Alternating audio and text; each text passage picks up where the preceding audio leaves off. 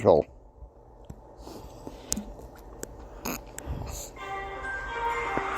You're about to hear the most informative, inspirational, persuasive show in America, the JR Hendrick School of Leadership.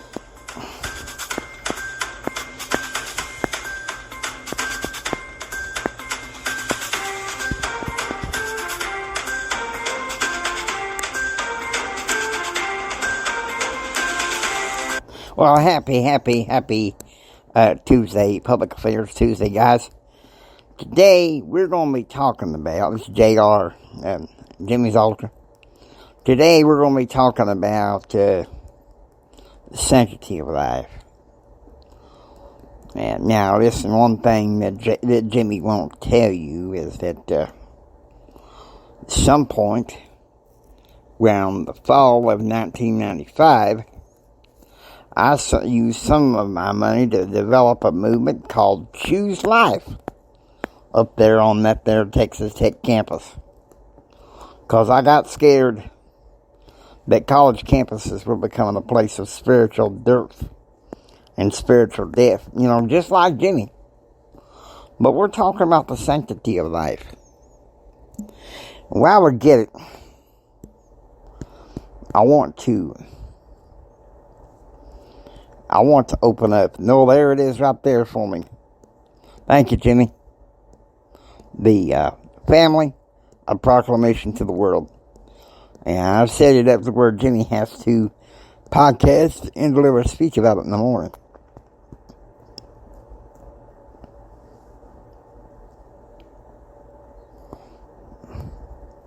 Here it is.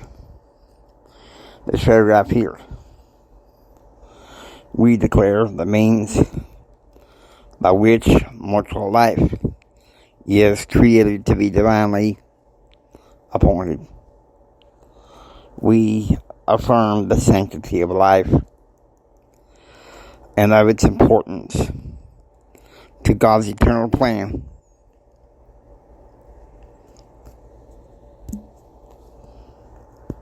You know how kids are really meant to be born. Husband and wife, lawfully wedded, father and husband. But this woke culture won't let the 60s go with the sexual evolution in this stuff. And they think it's wrong. The traditional meaning of marriage. You know, something like that just burns me and Jimmy up to no end. And the sanctity of life. You know, me and Jimmy, we danced the jig together. Well, we didn't dance together, but we celebrated when the Supreme Court overturned that awful Roe v. Wade. Now, both sides are trying to figure in how to handle it again, the federal, to make sure it don't happen again. But the best way to not let it happen again is change some things in the state. Let's stop trying to make everything a dang federal case, as my granddad's been known to say. And even some of my law professors. We got to stop making everything a federal case. But the problem is, both sides of the aisle, and I don't care which one you are, Republican or Democrat, shame on both of y'all. The federal government, our citizenry should not be used as a dang ping pong to discover who should carry the debate about the sanctity of life. At one time, I would have agreed it's a political issue, but it's a life issue. Killing a baby is killing a baby. But now listen. Some want to carry as far as sanctity of life about the death penalty. Jimmy and I think that is a state matter. Federal government shouldn't even touch it. Both parties, once again, using that issue. We believe that capital punishment is a necessary evil to get rid of some of the dregs. Now, Jimmy and I know some friends that used to believe in this hang 'em high philosophy. Take all the dirt bags and racists who committed violent crimes and just hang them up there right in front of the courthouse for all to see. Jimmy and I used to believe that too. But we both saw realities, didn't we, Jimmy? We sure did, JR. We sure did. I turn this back over to JR. The sanctity of life is sacred. Now, if someone is innocent, and it's proven no doubt after conviction, then maybe it shouldn't happen. But we're muddying the waters. Jimmy and I had relatives, because of our stance in capital punishment, asked us, well, what would Jesus do? Even Jesus, in some ways, supported capital punishment. But the one thing I think he would have trouble with is us trying to influence how babies are born. Us trying to influence how kids should be raised. We have gone into a twisted state of affairs. Now, you probably wonder why me and Jimmy don't analyze the noise on public affairs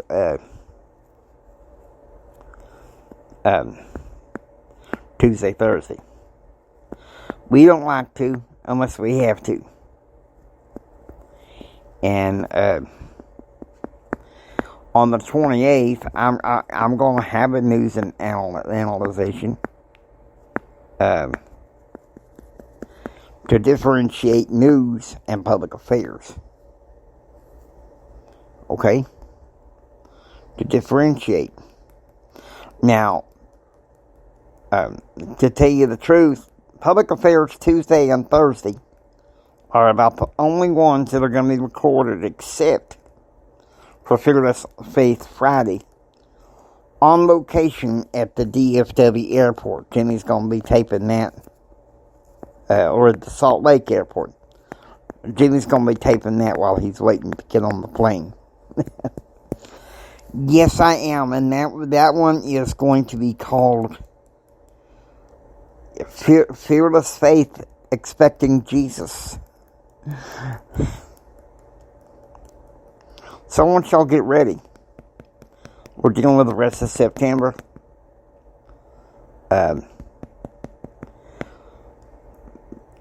Tuesday.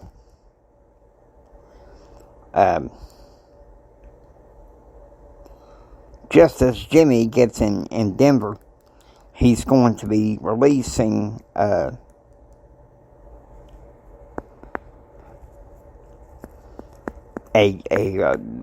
public affairs Tuesday called Budgetary Management. It will be pre-recorded. Okay, Thursday will be my news analysis, or shall we now say noise analysis. I was the one told Jimmy to do that. Now listen to me. What are we trying to do? To social engineer.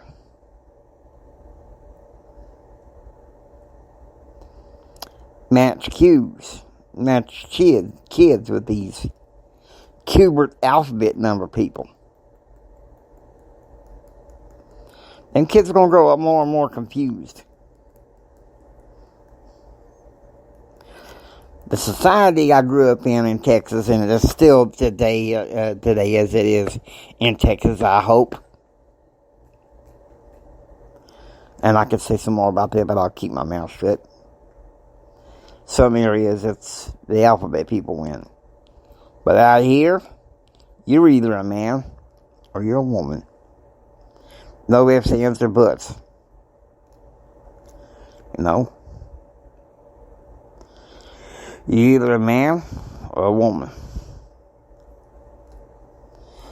I think my daddy, or me and Jimmy, we think our daddies would frown upon all this alphabet deal. Thing is, they would be spending in their urns with all the crap going on. Not to mention, some states are still supporting abortion. And we got friends that say, but Jimmy, but JR, it's really too bad that the Supreme Court had to overturn a Roe v. Wade, because that means people just go over to other states. Then why don't we lobby for other states? But Jimmy, but JR, if you get rid of abortion, you get the back alleys. Why don't we eliminate them? Why don't we educate people that people's lives matter for a reason? In fact, Jimmy and I, at the James A. Hendrick School of Leadership, would like to form something known as All Lives Matter. And Jimmy wants to speak right now. Yes, I do.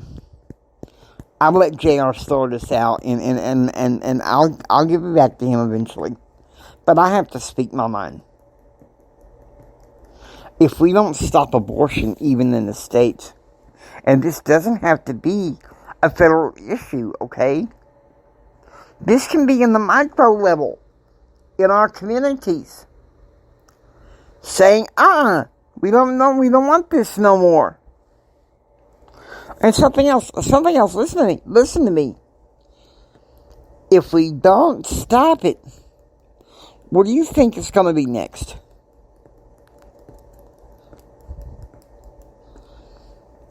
They're going to be coming for people with disabilities.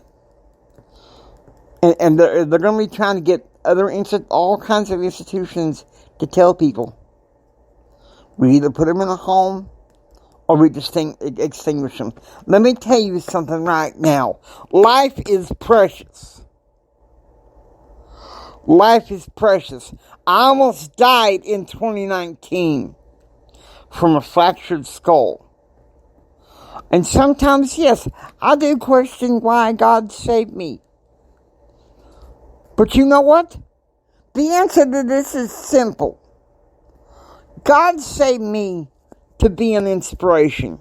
That's what this show, the James A. Hendrick School of Leadership, is about, is to be an inspiration, to bring people hope, to give people strength, to give people love, to give people joy. Because all we're getting from the pundits on both sides of the aisle, from Washington, D.C., is this negative crap.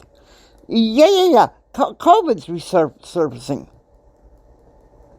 All the topics that I will not talk about, they're recircling. Because what? We're getting close to an election, and both sides want to beat it to the ground so they can get more votes. But not here. Not here. Listen to me. I'm going to talk about this.